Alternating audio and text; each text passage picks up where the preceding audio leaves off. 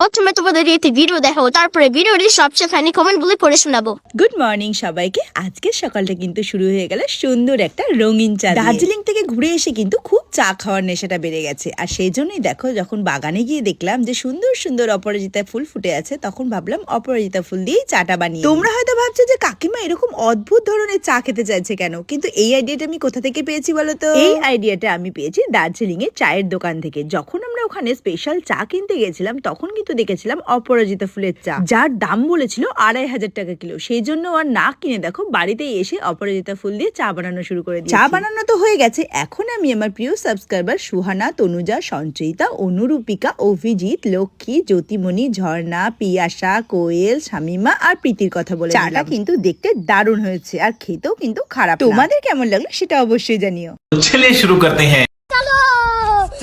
বলি, আপনি এই আইডিয়া গুলো পান কোন সিরিয়াল থেকে কাকিমা? জানি না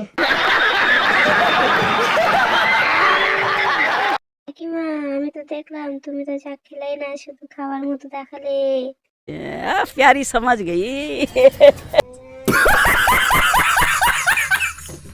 হঠাৎ টাকা পেয়ে গেলে যেমন হাবভাব হয় আর কি। समझ रहे हो? समझ रहे हो आप? समझ रहे हो? বুড়ি দামড়ি আবার প্যান্টুল পড়েছে।